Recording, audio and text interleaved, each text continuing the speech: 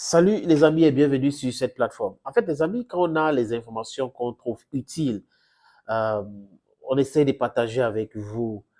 Depuis un moment, nous avons cette vraiment ça fait très mal de voir comment nos hôpitaux meurent, comment les gens sont traités dans les hôpitaux et les centres de santé, comment les malades sont devenus plus des clients aujourd'hui. Les urgences se sont peu à peu transformées à toute autre chose.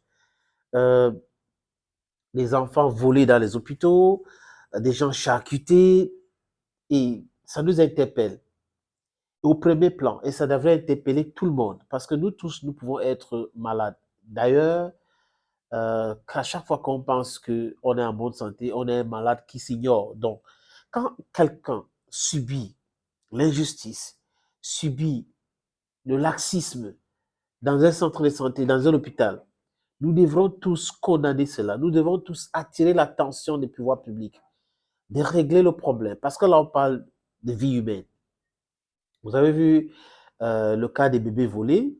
Enfin, c'est monnaie courante chez nous, hein. Après, il y a des explications parce qu'apparemment, le réseau de vol des enfants est tellement fort, puissant.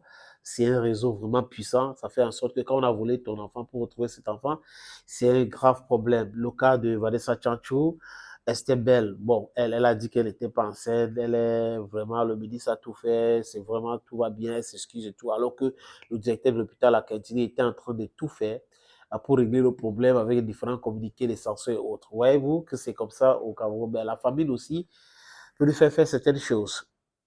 Passons. Et à l'hôpital gynéco-obstétrique et pédiatrique de Yaoundé, vous avez vu une vidéo que je vous ai proposée, une maman qui pleurait la disparition de son enfant. Et elle disait que son enfant souffrait de quoi? Du paludisme. Et elle devait partir avec son enfant. On a dit, on laisse ton enfant pour l'observation.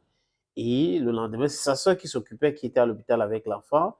Il y a eu une entaille de la tête jusqu'au niveau de sa gorge. Et elle ne comprend pas ce qui s'était passé. Espérons que les hôpitaux, l'hôpital, le directeur de l'hôpital gynéco-obstétrique et pédiatrique de Yaoundé a essayé de régler le problème avec le ministre de la Santé publique parce que c'est un autre scandale. Bref, les amis, et ça continue comme ça. Vous avez vu le cas de Bruno Chunan, qui est allé se faire opérer à l'hôpital central de Yaoundé. Et ce monsieur a été détourné par le médecin qui devrait l'opérer. Il a amené aux cliniques Saint-Philippe, l'entrée Simon, pour l'opérer, pour le charcuter, et il a coupé une artère de ce monsieur et c'est parti. Et Bruno est parti.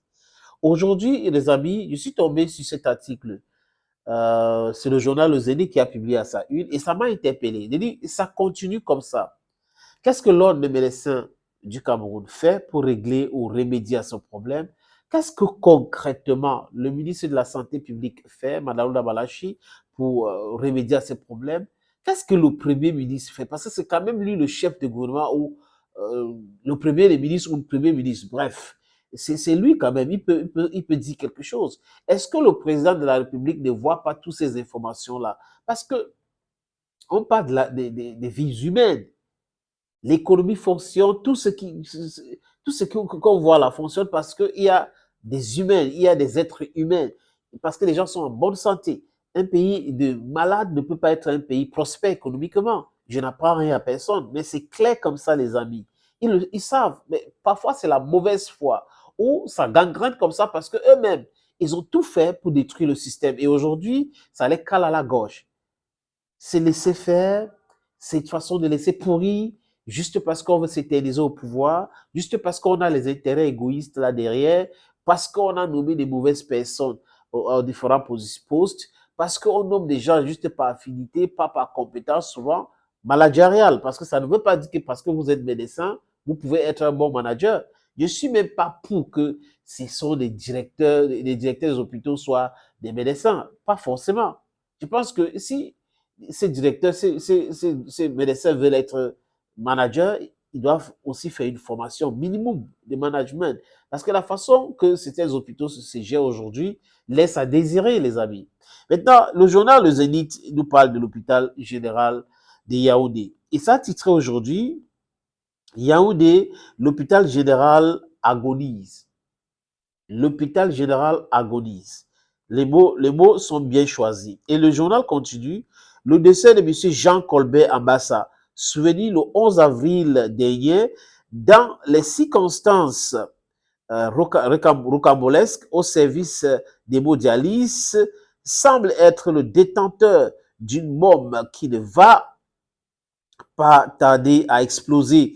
Rien ne va plus dans cet hôpital. Absence d'eau, appareils défectueux, anac et négligence des malades, manque de lits, personnel médical en colère. Les amis, si ceux-là qui doivent soigner les malades sont en colère, ça veut dire qu'il y a un problème. Ou c'est le directeur de l'hôpital qui manage mal, ou c'est la mauvaise foi et que la corruption gangrène dans cet hôpital. Je crois que la CONAC doit aller là-bas pour voir clair. Ce genre de dénonciation que fait ce journal, le Zénith, c'est quelque chose qui devrait interpeller les pouvoirs publics. C'est quelque chose qui devrait interpeller Malouda Malachi. Normalement, aujourd'hui, Malouda Malachi devrait se diriger vers l'hôpital général pour voir clair lui-même ce qui se passe de son côté. On vous parle de personnel de santé en colère, on vous parle de matériel défectueux, on vous parle d'un monsieur qui est mort dans les circonstances rocambolesques, on vous parle de matériel défectueux, on vous parle de négligence en ce qui concerne les malades. À l'hôpital général de Yaoundé, chères autorités, qu'attendez-vous? What are you waiting for, please, to go and see what the problem is at the level of the General Hospital in Yaoundé? Qu'attendez-vous pour régler ce problème? Et le journal Le Zénith parle de l'hôpital général de Yaoundé.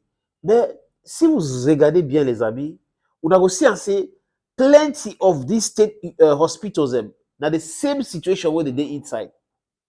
They are in the same situation. Somebody somewhere should do something to solve the problem. If those who are supposed to, the nurses, are not happy, if the material is not functional, if patients are being maltreated, it's a time bomb. So the newspaper has a right to talk about time bomb. Ce journal a donné une information. Et vous, en tant que ministre de la Santé publique, M. Malouda Malachi, vous devrez réagir pour sauver cet hôpital qui connaît des graves problèmes. Sauf si ce problème a été créé par vous et que vous savez pourquoi.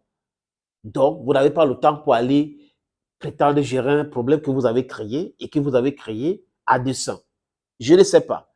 Mais tant que vous ne faites pas les sorties, vous n'interpellez pas la direction de cet hôpital ou les différents hôpitaux qui connaissent les problèmes de malfunctioning, then we have every right to accuse your government. If health is wealth and then nothing is done so that we'll be in good health, then we understand your politics. Les amis, merci d'avoir écouté. À très bientôt.